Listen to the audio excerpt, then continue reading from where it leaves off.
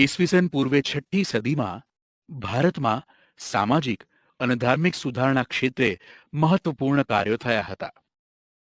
ઈસવીસન પૂર્વેની 6ઠ્ઠી સદીમાં સામાજિક અને ધાર્મિક ક્ષેત્રે પ્રવેશેલા કુરિવાજો, સામાજિક અસમાનતાના અને અનૈતિક બાબતો સામે કેટલાક મહાન સુધારકોએ કાર્ય કર્યું.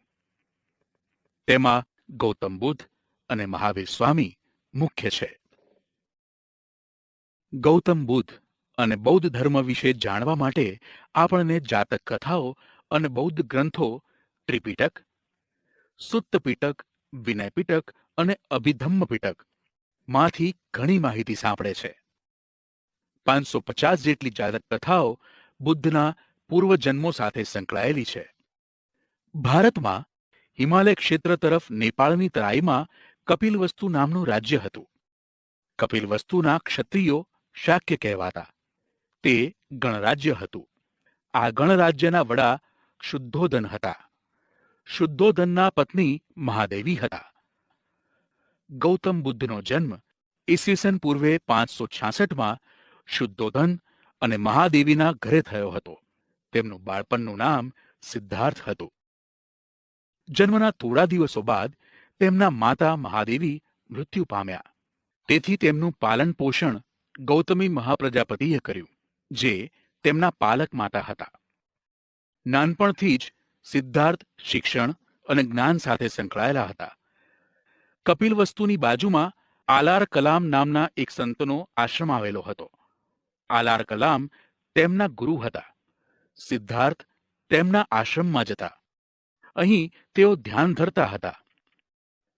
સિદ્ધાર્થ જ્ઞાન અને સમાધિની ચર્ચા કરતા રહેતા હોવાથી તેમના પિતા ચિંતિત થયા.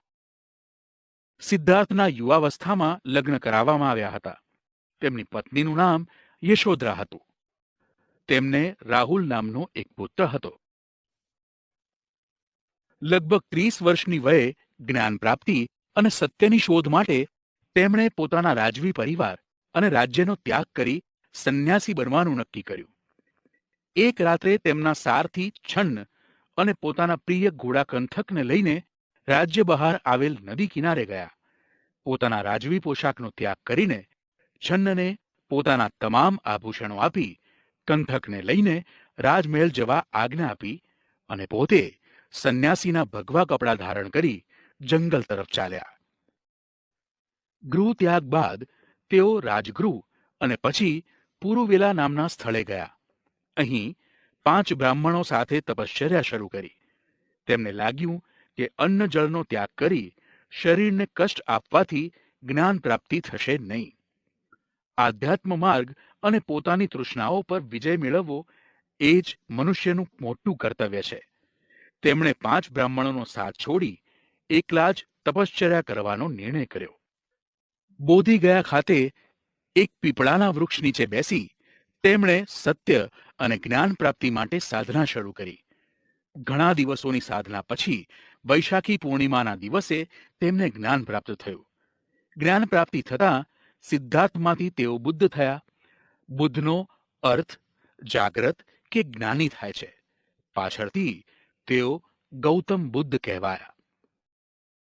જ્ઞાન પ્રાપ્તિ બાદ બુદ્ધ સારનાથ ગયા, જ્યાં તેમને તેમના જૂના બ્રાહ્મણ મિત્રો મળ્યા. સૌપ્રથમ વખત તેમણે આ 5 બ્રાહ્મણ મિત્રોને સારનાથ ખાતે ઉપદેશ આપ્યો. બુદ્ધના આ પ્રથમ ઉપદેશને ધર્મચક્ર પ્રવર્તન કહેવામાં આવે છે. બુદ્ધે સંસારના દુઃખોમાંથી મુક્તિ મેળવવા બહુ જ સરળ અને સાદો ઉપદેશ આપ્યો. તેમના મતે 4 આર્ય સત્ય છે. 1. સંસાર દુઃખમય છે. 2. દુઃખનું કારણ તૃષ્ણા છે. 3. દુઃખનો નાશ તૃષ્ણાનો ત્યાગ છે. 4. અષ્ટાંગિક માર્ગ અપનાવવાથી તૃષ્ણાનો ત્યાગ થાય છે. બુદ્ધે સમજાવેલા આ 4 આર્ય સત્ય બૌદ્ધ ધર્મના સિદ્ધાંત તરીકે જાણીતા છે, જેને સમ્યક દર્શન પણ કહેવામાં આવે છે. જાણવા જેવું સમ્યક દ્રષ્ટિ, સમ્યક સંકલ્પ, સમ્યક વાણી, સમ્યક કર્મ, સમ્યક આજીવિકા, સમ્યક વ્યાયામ, સમ્યક સ્મૃતિ, સમ્યક સમાધિ, જેમાં સમ્યક સંસ્કૃત શબ્દ છે, જેનો અર્થ સારી રીતે એવો થાય છે. બુદ્ધ મહાન ધાર્મિક અને સામાજિક સુધારક હતા. ધર્મ અને સમાજમાં વ્યાપેલા દૂષણો દૂર કરવા માટે તેમણે આજીવન કાર્ય કર્યું. તેમના અનેક શિષ્યો હતા. અનેક રાજાઓ અને રાજ્યો તેમના માનવ ધર્મથી પ્રોત્સાહિત થયા. તેમણે કરેલ સુધાર કાર્યો: 1. ઈશ્વર અને આત્માનો ઇનકાર. બુદ્ધે ઈશ્વર અને આત્માનો ઇનકાર કરી કર્મવાદને મહત્વ આપ્યું હતું. તેમના મતે જો ઈશ્વર હોય તો દુઃખ સંભવે જ નહીં. આત્માના કલ્યાણમાં રત રહેવાને બદલે વર્તમાન કાળમાં સદવિચારયુક્ત જીવન જીવવું જોઈએ. 2. કર્મકાંડનો વિરોધ. હિન્દુ ધર્મના વ્યાપેલા કર્મકાંડનો વિરોધ કરી તેમણે યજ્ઞમાં થતી પશુ હિંસાને અટકાવવા તેનો વિરોધ કર્યો. તેમણે કહ્યું કે અહિંસા સર્વોચ્ચ ગુણ છે. તમામ પ્રાણીઓ પ્રત્યે અહિંસાથી વર્તવું તે માનવનું સૌથી મોટું કર્તવ્ય છે. 3. ઊંચ નીચના ભેદભાવનો વિરોધ. આ સમયે હિન્દુ ધર્મ બ્રાહ્મણ, ક્ષત્રિય, વૈશ્ય અને શૂદ્ર એવા 4 વર્ણોમાં વહેંચાઈ ગયો. બુદ્ધે આ વર્ણ વ્યવસ્થાનો જ વિરોધ કર્યો. તેમણે કહ્યું કે મનુષ્ય ઉચ્ચ કુટુંબમાં જન્મ લેવાથી મહાન બનતો નથી. તે પોતાના કર્મોથી, સદવિચારોથી, સત્ય અને અહિંસાના પાલનથી મહાન બને છે. તેમણે સમાજમાં વ્યાપેલા ઊંચ નીચના ભેદભાવનો ઉગ્ર વિરોધ કર્યો. સ્ત્રીઓને મહત્વ. બુદ્ધે પોતાના આ માનવ ધર્મમાં પુરુષો જેટલું જ મહત્વ સ્ત્રીઓને આપ્યું. તેમણે કહ્યું, નિર્વાણનો માર્ગ માત્ર પુરુષો માટે નથી. સ્ત્રીઓ પણ સાધના અને કર્તવ્યથી નિર્વાણ પ્રાપ્ત કરી શકે છે. બુદ્ધને વૈશાખી પૂર્ણિમાએ બોધિ વૃક્ષની છાયામાં જ્ઞાન પ્રાપ્ત થયું. જ્ઞાન પ્રાપ્ત કરી બુદ્ધ ભારતમાં સમાજ અને ધર્મમાં સુધારા કરતા રહ્યા. અનેક લોકોને તેમણે સદમાર્ગે વાળ્યા. સત્ય અને અહિંસાનો ઉપદેશ આપી માંસાહાર અને ઊંચ નીચના ભેદભાવનો વિરોધ કર્યો. 80 વર્ષની વયે કુશીનારામાં તેમનું અવસાન થયું અને તેઓ નિર્વાણ પામ્યા. પરંતુ વિશ્વભરમાં આજે પણ તેમના વિચારો અને ધર્મ જીવંત રહ્યા છે.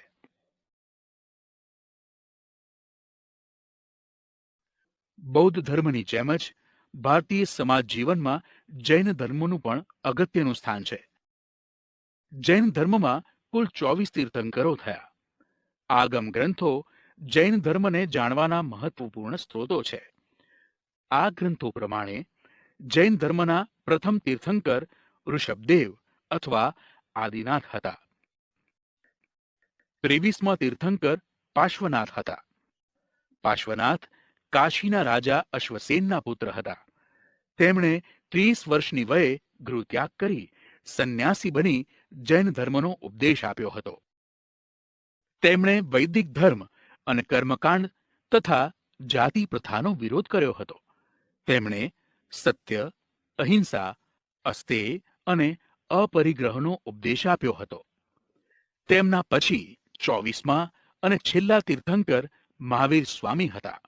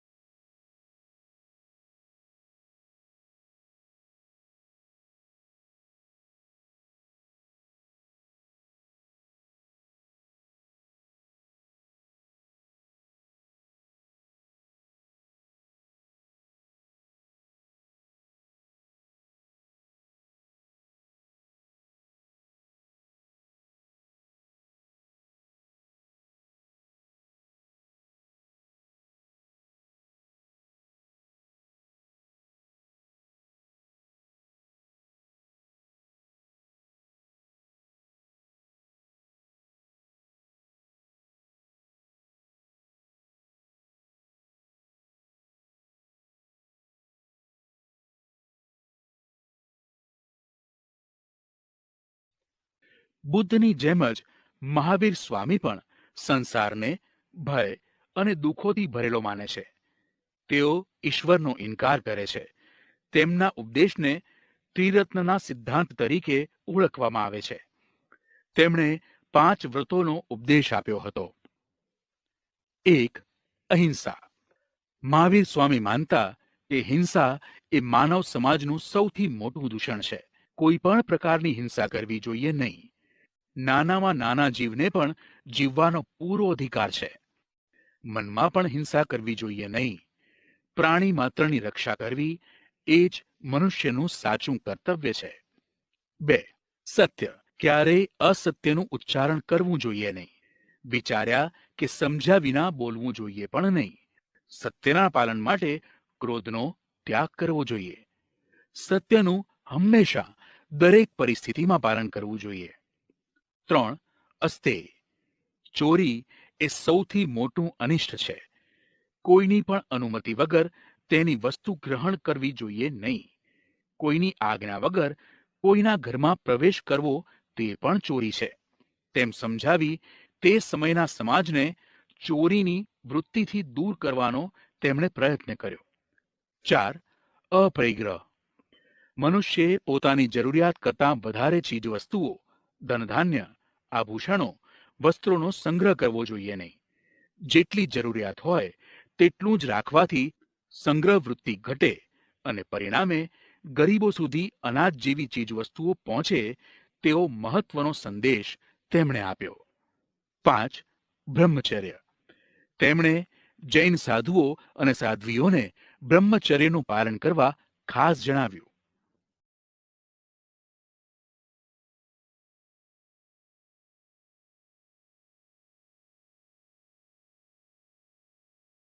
મહાવીર સ્વામીએ કર્મકાંડ અને યજ્ઞોનો વિરોધ કર્યો.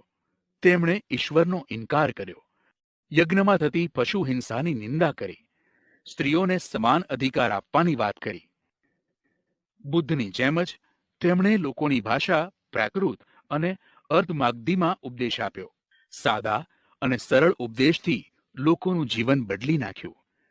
મહાવીર સ્વામી 72 વર્ષની વયે પાવાપુરીમાં નિર્વાણ પામ્યા હતા. આવી રીતે આજથી લગભગ 2500 વર્ષ પહેલા ગૌતમ બુદ્ધ અને મહાવીર સ્વામીના ઉપદેશથી લોકોને નવા વિચારો મળ્યા. એ સમયના ધાર્મિક ક્રિયાકાંડો અને દૂષણો દૂર થયા. મોટી સંખ્યામાં લોકો તેમના અનુયાયી બન્યા. બંને ઉપદેશકોએ શાંતિ અને સદાચારનો માર્ગ અપનાવવા લોકોને અનુરોધ કર્યો અને આ રીતે તેઓ સમાજના સદવિચાર પ્રવર્તક બની રહ્યા.